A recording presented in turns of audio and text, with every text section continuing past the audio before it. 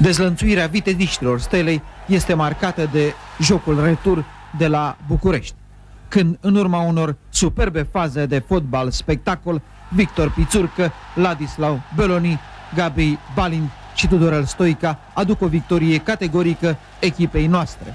Steaua Vejle Bold Club Danemarca 4-1.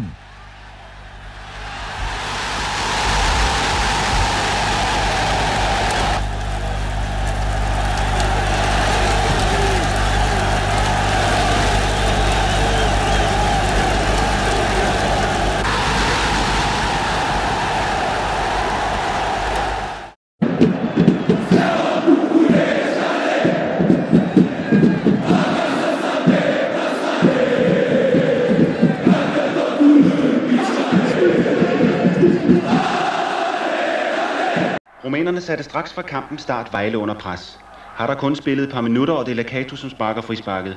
Men Knud Herbert Sørensen er vågen og får reddet til hjørnespark. Vejles modtræk var hurtige kontraangreb, men de kom især i kampens start ofte til kort over for de lynhurtige og boldsikre rumænere. Men her er det Allan Simonsen, der kommer imellem. Og det er Julian Barnes, som tilbyder sig og spiller videre over til John Laursen. Han tager Kurt Bachholdt med. Videre til John Sivebæk. Men hans aflevering er uden adresse.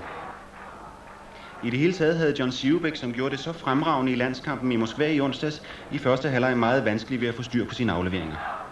Det skal vi se et nyt eksempel på.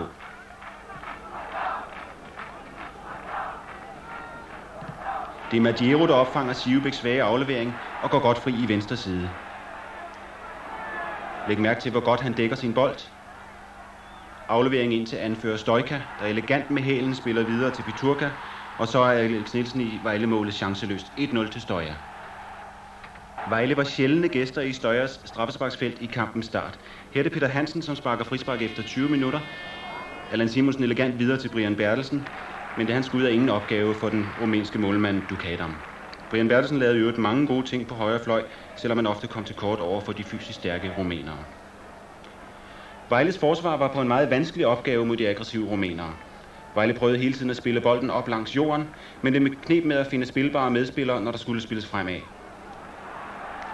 Her er det Gert E., der kikser en aflevering. Det er Lakato, som kommer imellem,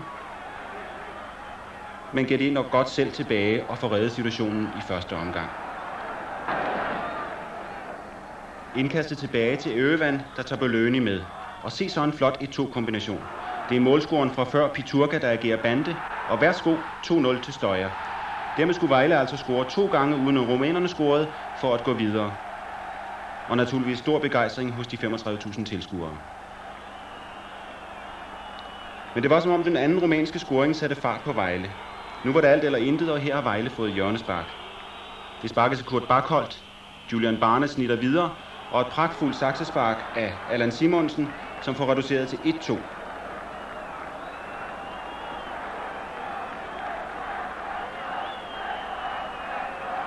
Se her i den langsomme gentagelse.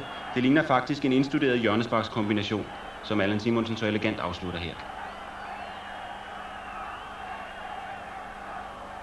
Det var som om Vejles scoring gjorde rumænerne nervøse.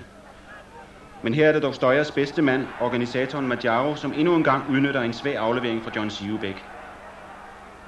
Piturka igen som bande. Med denne klang klarer Stolpen altså for Alex Nielsen. Men der var flere chancer til Vejle, og her kommer den største. Det er Allan Simonsen og her Kurt Bachholdt, som kombinerer godt. Angrebet afværges i første omgang, men Sivebæk har set Allan Simonsen, der tøver et øjeblik. Han tror, hvis han er offside, og dermed løber chancen ud i sandet. Efter pausen var det naturligvis spændende at se, om Vejle kunne fortsætte det gode spil og presse fra første halvleg. Men i stedet var det rumænerne, der efter blot 5 minutter afgjorde kampen. Se endnu et godt gennemspillet rumænsk angreb. John Laursen får afværet i første omgang. Alex Nielsen får hånden på, men kan ikke hindre Balint i at score til 3-1. Og dermed var alt håb vist ude for vejlenserne.